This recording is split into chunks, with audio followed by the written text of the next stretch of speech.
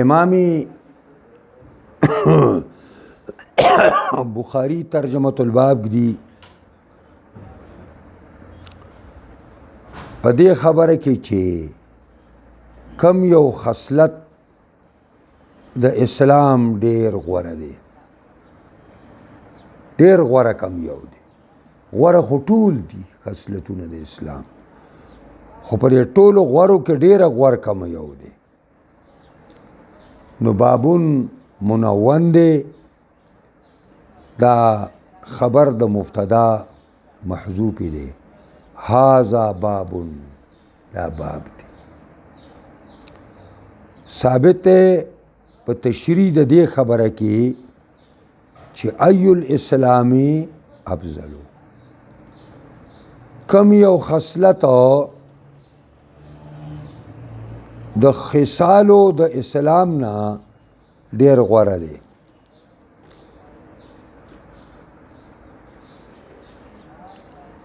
حدثنا سعيد بن يحيى بن سعيد الأموي القرشي قال حدثنا أبي قال حدثنا أبو بردة ابن عبد الله ابن أبي بردة عن أبي بردة عن أبي موسى. امام بخاری د خپل استاد سعید نه روایت کوي، هغه وی سعید ما ته خپل پلار خبره کړې وه چې هغه یحیی دی. یحیی وی ما ته ابو برده چې هغه زوی د ابن ابي برده و، هغه د ابي برده نه ما ته بیان کړی و، او ابو برده د ابو موسی اشعری نه موږ ته بیان کړی و. قال ابو موسی اشعری ویل چې قالو یا رسول الله، صحابه کرامو د نبی علیه الصلاۃ والسلام نه تپوس وکړو چې ای الاسلام افضلو، کم یو خوی او خصلت د اسلام ډیر افضل او ډیر غوره دی. قال رسول الله صلی الله علیه وسلم ورته فرمایل من سلم المسلمون من لسانه ويده، ډیر لوی او غوره خصلت د هغه چا دی چې عبارت په حذف د مضاف سره وي، یعنی خصلت من سلم المسلمون من لسانی ویدی. سوال دا ودای کیږي چې تپوس ته خصلت په باره کې شوی دی او جواب په ذی خصلت باندې ورکړی شو چې هغه من دی. نو ما د هغې تاسو ته خبره وښودله چې دا داسې ده چې تپوس خو د اسلام نه شوی دی، یعنی د خصلت اسلام نه، او جواب به من اسلمه ورکړی شو چې هغه ذی خصلت دی، حيث قال من سلم ولم يقل هو سلامة المسلمين من لسانه ويده. داسې ونه ویلې. نو ما تاسو ویل چې دا سوال ستاسو په ځای کې دغه پروت دی، کیف یکون الجواب مطابقا للسؤال؟ قلت هو جواب مطابق وزیارة من حيث المعنى. دا جواب برابر دی، خودی کې د معنا په لحاظ سره اضافه راغلی ده، ځکه یعلم منه انه ان الافضلیت باعتبار تلک الخصلت، دا افضلیت په اعتبار د خصلت سره دی. لکه قرآن کې الله و یسألونک ماذا ينفقون، تا نه سوال کوي دوی څه خرج کی، نو قرآن داسې ونه ویل چې سره خرج کوي سپین، قل ما انفقتم من خیر فللوالدین، اگه چې تاسو سمال خرج کوئ نو دا پرېږدئ د والدینو باندې خرج کوئ، دا ډېر لویه مسله ده. نو معنا دا شوه چې ډېر غوره خصلت د هغه چا دی، یعنې خصلت من، غوره خصلت د اسلام هغه چاته ملاو دی سلم المسلمون من لسانه و یده، چې محفوظ پاتې شي مسلمانان د هغه د جبر ضرر نه او د هغه د لاس ته ضرر نه. دا په ټول بدن کې دو اندامونو تخصیص وکړو، د دو، یو د جبې او یو د لاس. د دې وجه دا ده چې دا جبه داسې اندام دی چې په دې باندې سړی هر څه وایي، نو چې په دې باندې غیبتونه کوي، په دې باندې کنځلې کوي، په دې باندې ردې بدې وایي، په دې باندې د دروغو فتوی صادروي، په خلکو باندې د کفر فتوی کوي، دا ټول په دې ژبه باندې کېږي. د دې وجې نه نبي کریم صلی الله علیه وسلم په بل حدیث کې فرمایلی دي چې چا ماته ذمہداري واخیسته د یو دو اندامونو چې یو بین اللحیین او بل بین الرجلین، د هغه اندام د حفاظت وعده را سوکړه او ذمہداري را ته واخیسته چې زما د دو جامو په منځ کې، لحیان دي جامو ته وایي، دا کومه ژبه ده، دا به زه غلطه نه استعمالوم، نو زه ورته ذمہداري د جنت علم. او د چا چې دغه شرمګاه ذمہداري ما ته واخیسته چې دا به زه غلط نه استعمالوم، زه ورته ذمہداري د جنت علم. حضرت ابوبکر صدیق یو ځل ناست دی،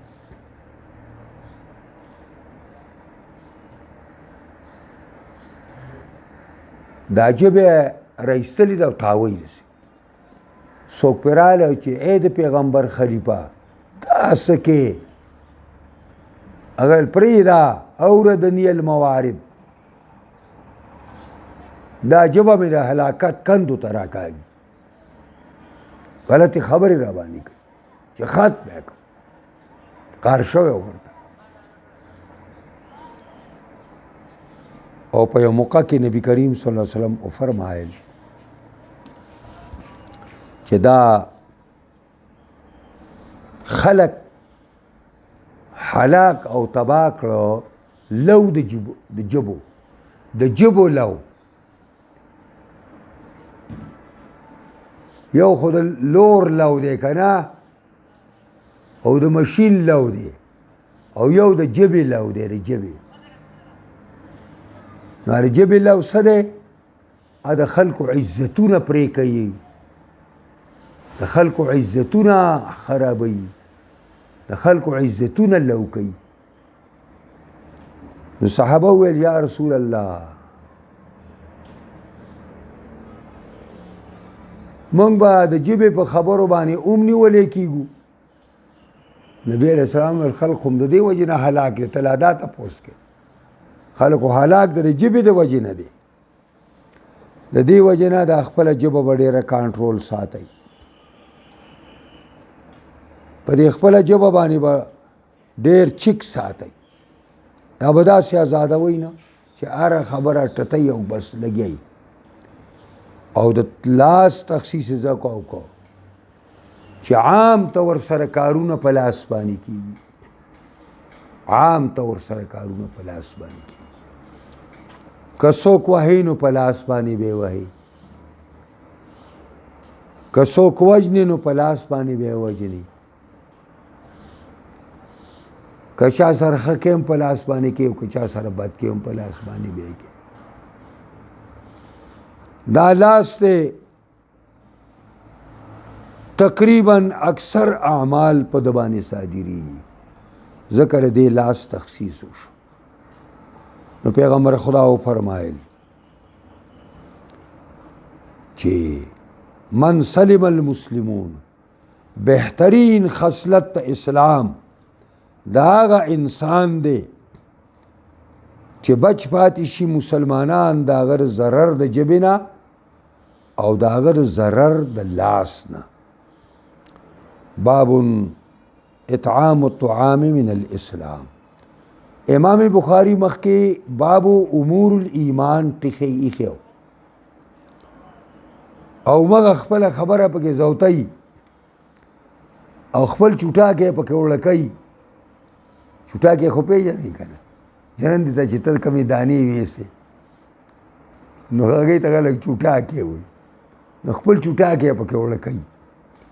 چې ایمان مرکب دی، ایمان زیاتیږي او کمیږي. نو هغه بابو امور الایمان نو دا ټول آیات بابونه شاته دا راګي تشریح ده، یو تیرالی او پاګه خبره کوي.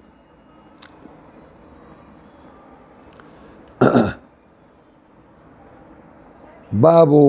اطعام الطعام من الاسلام. امام بخاری بل باب دی چې ډوډۍ ورکول او خوراک ورکول چاته دا د اسلام برخه ده، دوم د اسلام حصه ده. او یو بل نسخه د بخاری اطعام الطعام من الایمان. خو تاسو خو ما پوهې کړي یئ چې بخاری اسلام او ایمان شی واحد ګڼي، هدا او ملت ورسره یو شی ګڼي، تقوا ورسره یو شی ګڼي. دا ټول د الفاظ مترادفه ګڼي. نو په چا باندې ډوډۍ خوراک دا د اسلام برخه ده، یو اوږې مړول دوم د ایمان برخه ده. حدثنا عمرو بن خالد قال حدثنا الليث عن يزيد عن أبي الخير عن عبد الله بن عمرو إن رجلا سأل رسول الله صلى الله عليه وسلم. امام بخاری د خپل استاد عمرو بن خالد نه او خپل استاد لیث نه، لیث یزید زوی د ابي الخير نه او ابي الخير د عبد الله زوی د عمر نه چې ان رجلا سأل رسول الله صلی الله علیه وسلم. یو سړی د نبی علیه السلام نه تپوس وکړو چې ای الاسلام خیر، کما یو برخه د اسلام د برخونه غوره ده. قال تطعم الطعام، خوراک ورکول ستا یو خوراک ورکول ستا چاله، وتقرأ السلام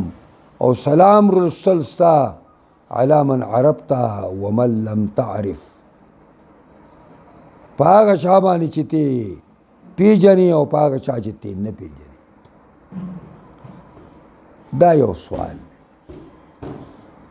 چې مخکې باب ای الاسلام افضلو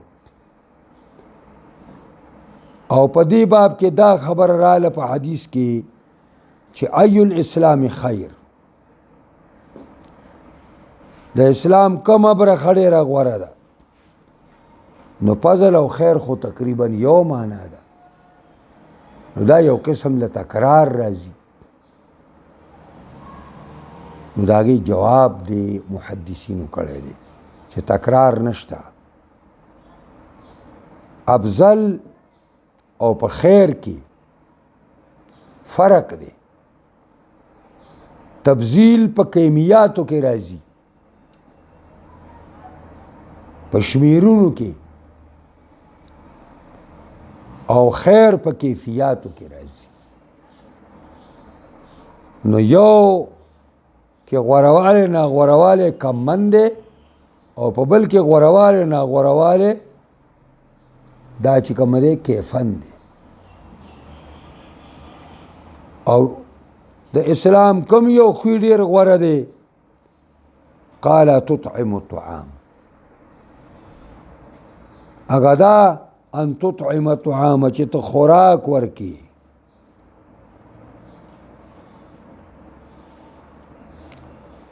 نو دی وایي چې ستاسو په دې حاشیه نمبر 10 باندې یو سوال کړی دی فإن قلت كيف يصح الجواب او ولا يستقيم ان يقال الخير تطعم الخير تطعم ځکه تطعمو ته خو به ته دغه راوباسي که نه دې ته خو څه به راوباسي که نه نو څه به کې نو داسې واجب و چې ان تطعم دې ویلی وې ان تطعم دې ویلی وې نو تا خو دلته تطعم وویو نو تطعم فعل دی دا حمل نه قبلی په خیر باندې پوهېږئ په دې باندې نو ان دلته پکارو چې ان مصدریه ولګېږي او دا فعل مؤول کی په تاویل د مصدر باندې د اسم باندې او دې نه اسم ساز کی مصدر ساز کی د دې وجې نه ده ویل چې دا منګه تا ته شرجامي ویله نه او دا کاپیه نو څه لپاره هم درته ویله چې هلته تا ته را شاعر موږ ویلی و چې تسمع بالموعید خیر من ان تراه او ستعرف قدره ان فتح پاه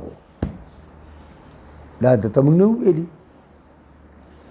نو تسمعو هلته مضارع ده لکه دلته تطعمو چې مضارع ده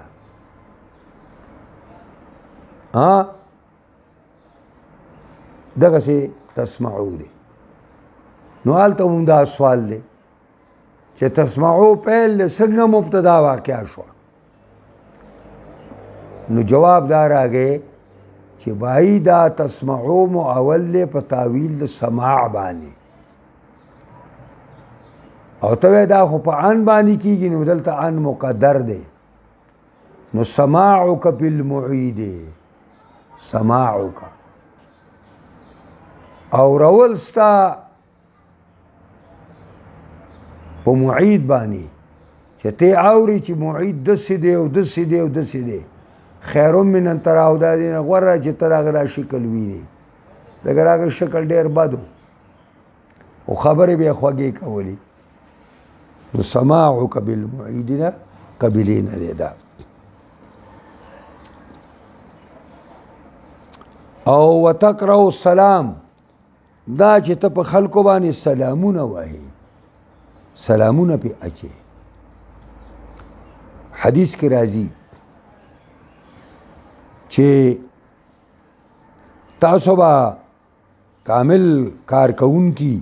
هله اساس شئ چې یو بل سره ستاسو مینه پیدا شي او مینه به ستاسو هله پیدا کېږي چې په یو بل باندې سلامونه ووایئ او دا سلام چې وی نو په هغه چا به هم وی چې ته پیژنې یعنې ستا د اهل تعارف نه دی او په هغه چا باندې به هم وی چې ستا د اهل تعارف نه دی دا بله ده چې مسلمان دی څه دی مسلمان ته پیژنې چې مسلمان دی خدای نه پیژني چې ستا خپلوان دی دی کې نه دی نو په دواړو باندې وایي او د دې نقطه اصل کې دا ده چې دې کې احتراز دی د تکبر نه دا چې په چا سلام وی په چا باندې نه وی دا د تکبر نښه ده شارحین وایي دلته اصل مسله اذان ساتل د تکبر نه دي دا ته چې په نو څوک نه پېژنې په هغه سلام نه اچې دا تکبرانه رنګ دی دا به پرېږدي باب من الإيمان أن يحب لأخيه ما يحب لنفسه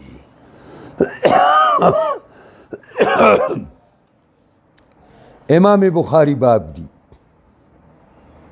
من الإيمان من جملة ایمان ندا خبر عمدہ ان يحب لأخيه چې ته محبوب غني د خپل رور د پاره ما هغه شی يحب لنفسه چې هغه محبوب غني د خپل ځان د پاره ان دام د ایمان برخه ده دام د ایمان برخه ده چې کم شی د خپل رور مسلمان د پاره ته محبوب خپل کم شی د خپل ځان دپاره محبوب ګڼي دا د خپل ورور مسلمان دپاره هم محبوب ګڼي به دا هم د ایمان برخه ده او دا هم د ایمان په شعبو کې یو شعبه ده اوس د دې معنا دا نه ده یعنی کم خیر او کم نیکی چې تا د ځان دپاره خوښه ده دا د خپل ورور مسلمان دپاره دا نه چې د یو سړي ډمې خوښې دي د اجراګانو محفلونه یې خوښې دي د شرابیانو ناسته یې خوښه ده د بد عمل او بد چلنو د خدای او د رسول د دشمنانو د مرګرو سره یارانې خوښه ده نو دا به د بل ورور مسلمان دپاره هم خوښوي نه نه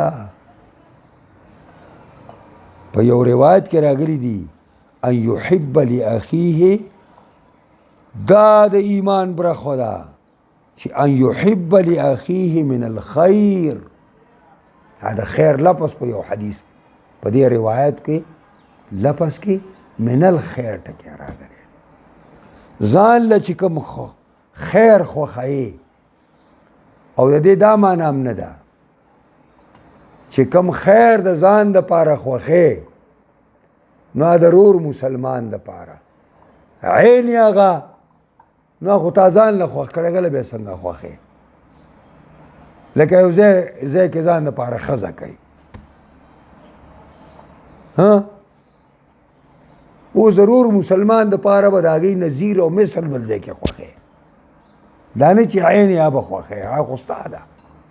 هسې به طور مثال مې درته درکړی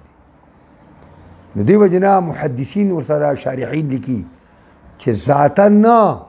چې ذاتي طور کوم شی ستا ځان دپاره خوښ دی بعینه دا د بل دپاره غویه تا ځان د دې یوې دپاره اخیستی دی اوس دا ته وایې چې زما د ورور دپاره هم ښه دی خوښ دی نو خو ستا غویه دی دغه غویه خو نشي کېدلی که نه نو داسې ویلی شي چې داسې تور غویه دی الله زما ورور له م ورکړي چې یې وپې کوي پوهېږې داسې برک غویه دی الله تعالی وله ورکړي نو خبره د نظیر ده د نظیر چې ځان دپاره د خپل ورور مسلمان دپاره به نظیر او مثل د هغې خبرې خوښوي چې کوم دی د ځان دپاره خوښ دی لکه په طور مثال د دعوت کار ستا د ځان دپاره خوښ دی نو دا ستا د هر مسلمان دپاره خوښي د دین کار دی د ځان دپاره خوښ دی د علم کار دی د ځان دپاره خوښ دی د حلال روزۍ کار دی د ځان دپاره خوښ دی دا ستا د هر مسلمان دپاره خوښي دا یې معنا ده د حدیث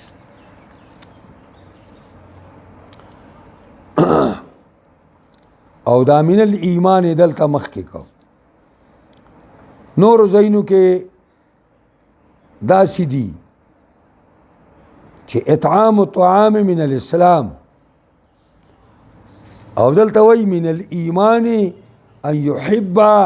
لاخیه ما یحب لنفسه دا اشاره دی ته چې ایمان ډیر لوی شی دی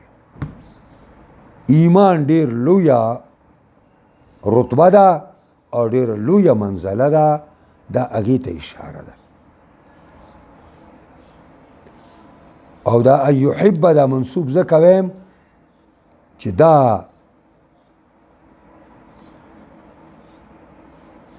دغه دی چې کوم دی ته ان پروت دی حدثنا مسدد قال حدثنا يحيى عن شعبة عن قتادة عن أنس رضي الله تعالى عنه عن النبي صلى الله عليه وسلم دلته په بل سند باندې وایو چې راشي تاسو ما پرې پوهې کړي یې دا تحویل نه دی یعنی زو د یو سند نه بل سند ته نو بعض علما تحویل وایي بعض علما حوی بیا دوه قسمه ده کله ممدود وایي او کله مقصور وی ح ځکه امام بخاری وی وعن حسین المعلم او دا حدیث نقل شوی د حسین زی د معلم نه هم دی قال حسین وی حدثنا قتاده عن انس ما ته بیان کړو قتاده د انس نه هغه د نبی علیہ السلام نه قال لا يؤمن احدكم حتى يحب لأخيه ما يحب لنفسه نبی علیہ السلام سوائی نبی علیہ السلام فرمائل لا يؤمن احدكم ایمان مومن کامل نشی سازیدلے پتا سو کی یو تن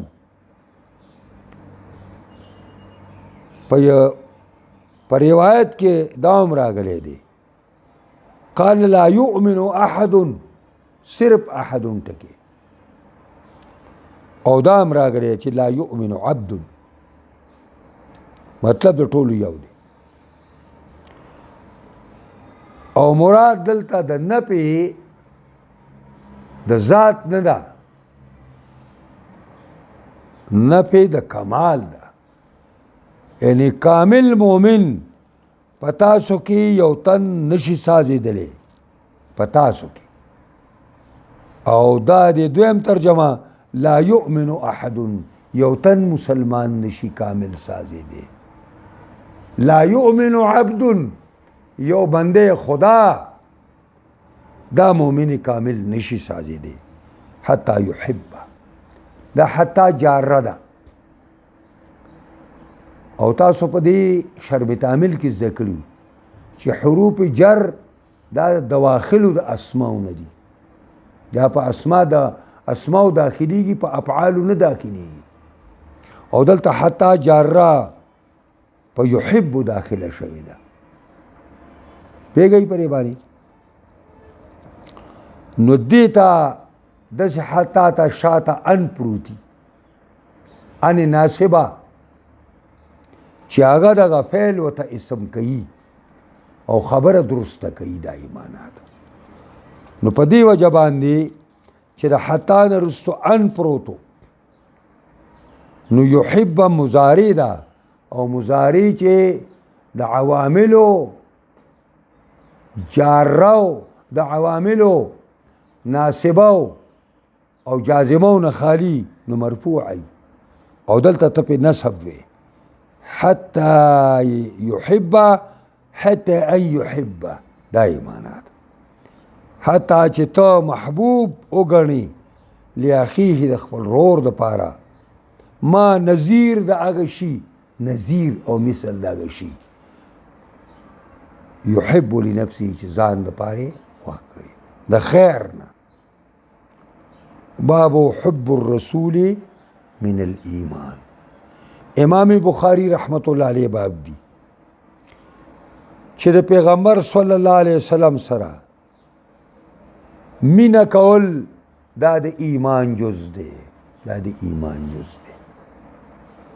پیږي پریوان یعنی پیغمبر خدا باندې ایمان راوړل دا د دې یو جز داوم دی یو شعبه داوم ده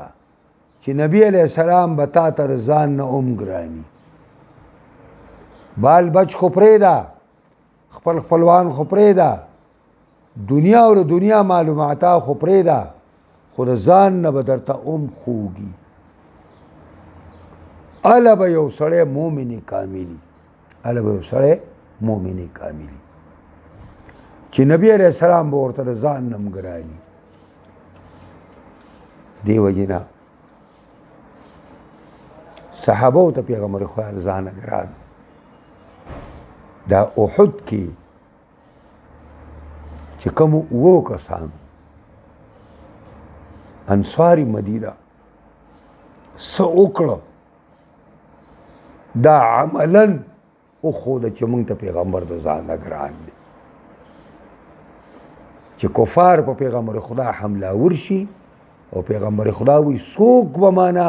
کفار د پکې او ما سو په جنت کې او یو انصاری دغه مخې ته ودانګي توره په لاس او جنگيږي حتی چې شهید شي او بیا کفار په پیغمبر خدا باندې راوړاندې کیږي او بیا پیغمبر خدا وایي څوک به ما نه کفار د پکې و ما سه په جنت کې او بیا یو انصاري مدینه ورودانګي او هغې مخې ته ورشي او وجنګېږي او شهید شي او دا اووه کسان شهید کېږي نو پیغمبر خدا مامن ته ورسوي عملا هغوی دا ښکاره کړی وه اوس روایاتو کې به هم راشي حدثنا ابو اليمان قال حدثنا شعيب قال حدثنا ابو الزناد عن الاعرج عن ابي هريره ان رسول الله صلى الله عليه وسلم قال والذي نفسي بيده لا يؤمن احدكم حتى اكون احب اليه من والده وولده. دا امام بخاری د خپل استاد ابو الیمان نا ابو الیمان وی حدثنا شعیب د خپل استاد شعیب نا شعیب وی حدثنا ابو الزناد عن الاعرج ما ته ابو الزناد ویلیو او د ګوډ په حواله راته ویلی ګور اوس دلته کنه چاته ګوډ ویل دا اوم چې کوم دی دینه منع راغلی ده خو په روایاتو د حدیث کې اعرج او دارنګې چې کوم دی ابن علیه او اعما دا الفاظ دا محدثین استعمالي دی جایز دي ځکه دلته تعارف مقصد دی سپکه مقصد نه دی چې ګوډ نه هغه استاد چې په خپو باندې معذور و حق اعرج او اعرج عن ابي هريره روایت کوي د ابو هريره رضی الله تعالی عنه چې ان رسول الله صلی الله علیه وسلم قال والذي نفسي بيده پاغه خدای مې د قسمی چې زما روح داغه په لاس کې دی لا يؤمن احدكم مؤمن نشي سازیدلی په تاسو کې یو سړی په ایمان کامله سره په دې داسې ځایونو کې چې نه پې راغلی ده نو دا متوجه ذات ته نه ده متوجه وصف ته ده د دې وجې نه دلته لا یؤمنو کې نه پې د ایمان ذاتی نه کوي بلکې وصفي یعنی کمال ایمان زماری په خدای زماری په خدای قسمی چې زما روح داغه په لاس کې دی مؤمن کامل په تاسو کې یو تن نشي سازلی حتی اکون احب الیه حتی چې شمزه محبوب دتا د خپل پلار او د خپل بچو نه د خپل پلار او د خپل بچو دا احب دا افعلو دی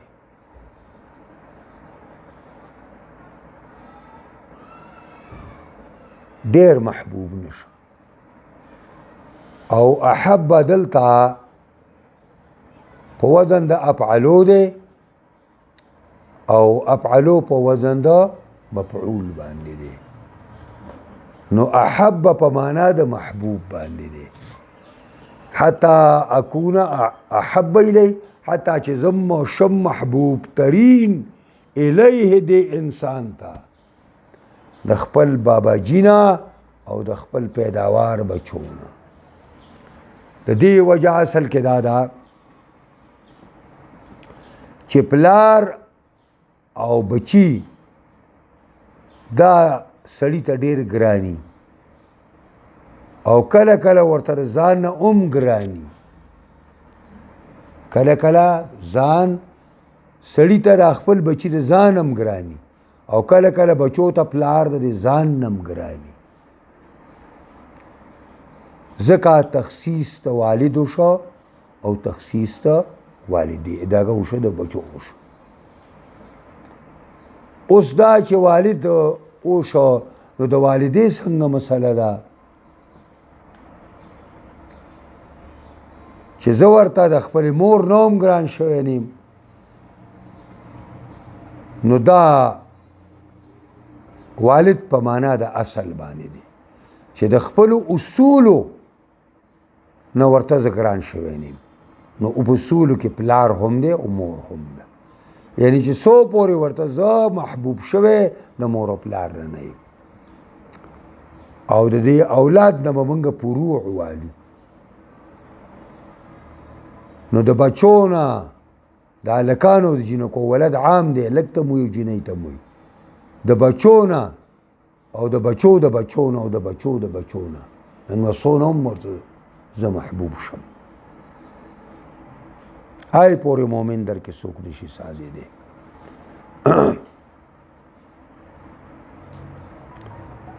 دا نورو روایتو کې داسې هم راغلي دي او دلته دا سوال پیدا کیږي چې د ځان نه څنګه مثلا نو د ځان نه هم په دې کې دننه ده چې د ځان نه به هم ګرانېږي نو هله به کار کېږي. حدثنا يعقوب بن إبراهيم قال حدثنا ابن علي عن عبد العزيز ابن صهيب عن أنس عن النبي صلى الله عليه وسلم حا. دا یو سند شو، یو سند نبل سند تزو. وحدثنا آدم ابن أبي إياس قال حدثنا شعبة عن قتادة عن أنس قال قال رسول الله صلى الله عليه وسلم لا يؤمن أحدكم حتى أكون أحب إليه من والده وولده والناس أجمعين.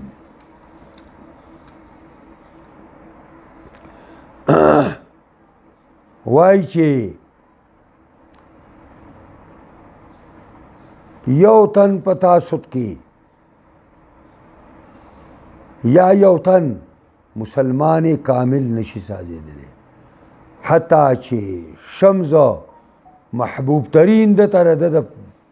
اصولنا او د فروعنا او دا لسکه والناس اجمعین د تمام خلقنا ورته ګران شوی نه یم. روایت اور حدیث کی راضی حضرت عمر رضی اللہ تعالیٰ عنہ په یو موقع کې نبی علیہ السلام ته فرمایل دا الله پیغمبره یقینا د خپل مور او پلار د خپل عیال او د تمامي دنیا نه راته ګراني خو ځان ډېر خوږ دی نو حضرت عمر وایي ځان ډېر خوږ دی نو په دې کې چېرته روغجن نه شم. نبي علیه السلام ویل فرق به له عمره ته دا خبره کې که نه چې لکه دا لا نه شم ویلی چې د ځان نه م راته ګراني نو فرق لا شته. نو بیا حضرت عمر فرمایل چې د الله پیغمبره اوس راته د ځان نه هم ګران شو، اوس راته د ځان نه هم ګران شو. نو دا د ځان نه ګرانېدل پکې هم په حدیث کې راغلي دي. بس وکړو پرې ځای باندې الله دې موږ او تاسو په احادیثو د پیغمبر خدا صلی الله علیه وسلم باندې پوهېږي او په دې باندې الله موږ له عمل کولو توفیق راکړي.